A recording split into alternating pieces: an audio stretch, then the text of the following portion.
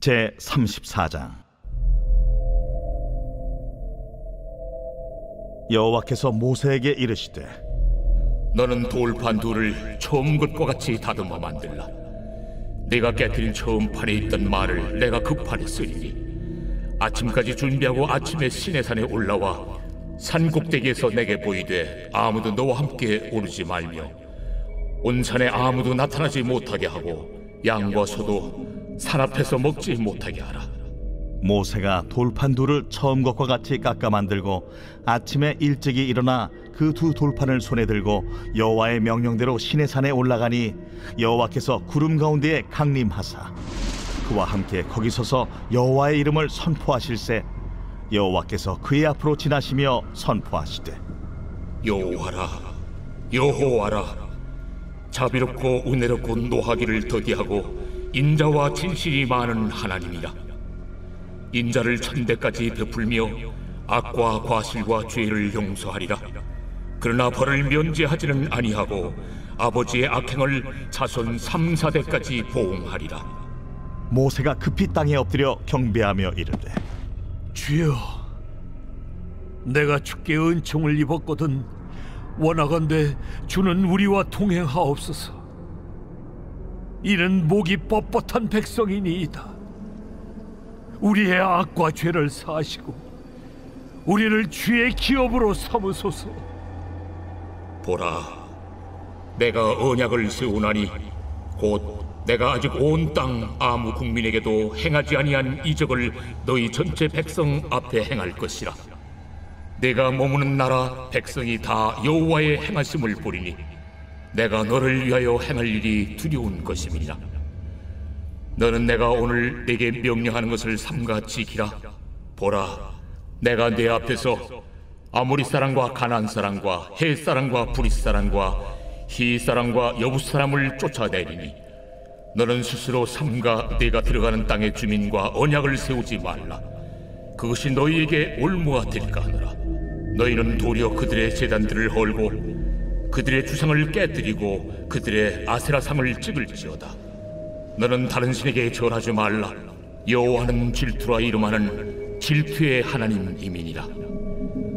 너는 삼가 그 땅의 주민과 언약을 세우지 말지니 이는 그들이 모든 신을 음란하게 섬기며 그들의 신들에게 제물을 드리고 너를 청하면 네가 그 제물을 먹을까 함이며 또 네가 그들의 딸들을 네 아들들의 아내로 삼음으로 그들의 딸들이 그들의 신들을 음란하게 섬기며 네 아들에게 그들의 신들을 음란하게 섬기게 할까 함이니라.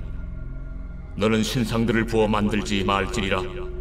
너는 무교절을 지키되 내가 네게 명령한 대로 아비볼 그 절기의 이래 동안 무교병을 먹으라. 이는 네가 아비볼의 애굽에서 나왔음이니라. 모든 첫 태생은 다 내 것이며 네 가축의 모든 처음 난 수컷인 소와 양도 다 그러하며 나귀의 첫 새끼는 어린 양으로 대속할 것이요 그렇게 하지 아니하려면 그 목을 꺾을 것이며 네 아들 중 장자는 다 대속할지며 빈손으로 내 얼굴을 보지 말지니라. 너는 엿새 동안 일하고 일곱째 날에는 쉴지니 밭갈 때나 거둘 때도 쉴지며 칠칠절 곧 맥추의 초실절을 지키고 세 마리는 수장절을 지키라. 너희의 모든 남자는 매년 3번씩 주 여호와 이스라엘의 하나님 앞에 보일지라.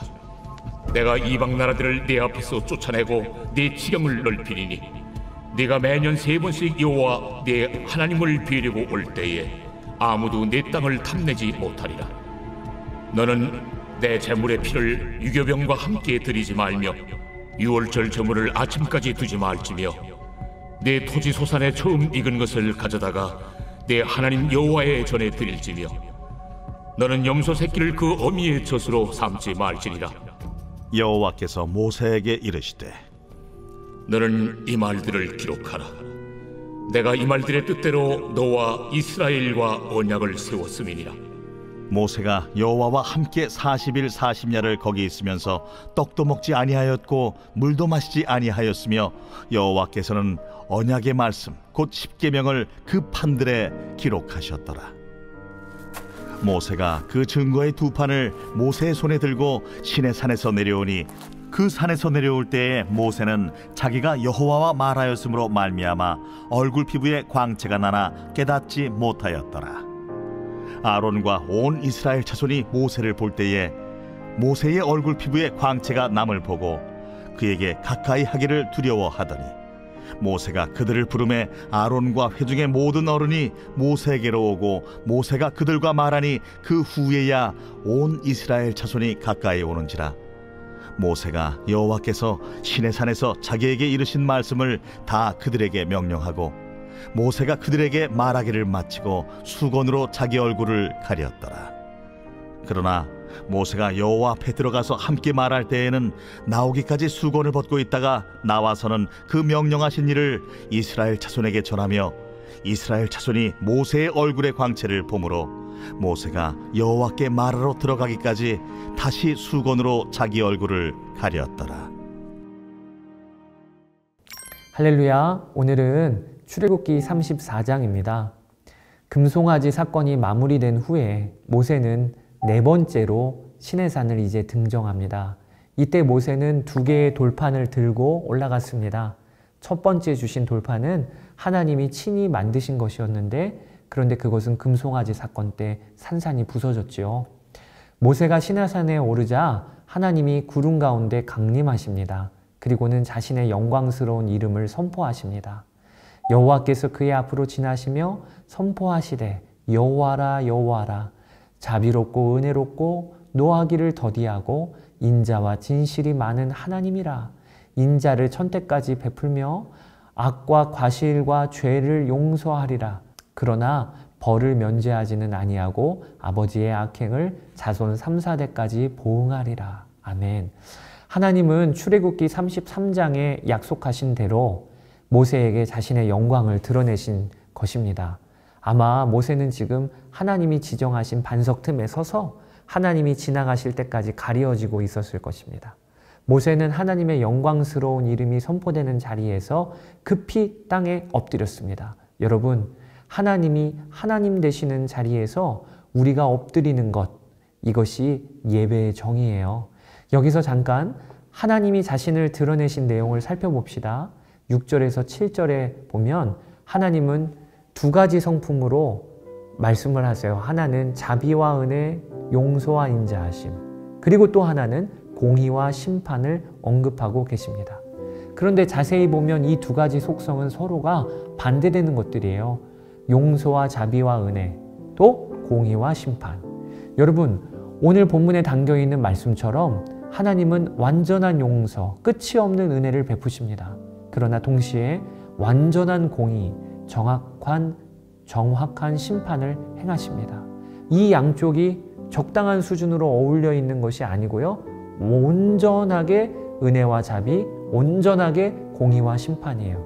근데 어떻게 이게 가능할까요? 한 분이신 하나님 안에 완벽한 은혜 그리고 철저한 공의의 성품이 어떻게 조화를 이룰 수 있을까요? 그 답이 그리고 그것이 드러난 곳이 십자가입니다. 십자가에서 이 둘이 완벽한 조화를 이루었습니다. 하나님은 예수 그리스도의 십자가를 통해 철저한 공의를 다 드러내시고 행하셨습니다. 죄를 향한 그분의 진노와 심판은 남김없이 쏟아졌습니다. 그러나 이와 동시에 완벽한 은혜가 십자가에서 베풀어졌습니다. 하나님은 예수 그리스도의 십자가를 통해 죄인을 의인이라 불러주셨습니다. 모세는 네 번째 시내산 등정에서도 40일 동안을 하나님과 함께 거했습니다. 하나님은 이스라엘 백성들이 지킬 3대 절기, 무교절, 맥주절, 수장절에 대해 다시 한번 말씀하십니다. 또한 안식일 규례와 우상을 만들지 말 것, 가나안 땅의 풍습을 쫓지 말 것에 대해서도 말씀하십니다. 그리고 모세가 가져온 두 돌판에 언약의 말씀, 곧 십계명을 친히 기록해 주십니다. 40일 동안을 하나님과 함께 지내며 먹지도 마시지도 않았던 모세가 시내산에서 내려올 때 그의 얼굴 피부에서는 광채가 났습니다. 아론과 백성들은 모세의 얼굴에서 나오는 광채로 인하여 그를 두려워하였습니다. 모세는 그들을 불러 하나님의 말씀을 다 전합니다. 그리고는 수건으로 자기의 얼굴을 가렸습니다. 백성들이 자신의 얼굴의 광채를 주목하고 있으니 말입니다.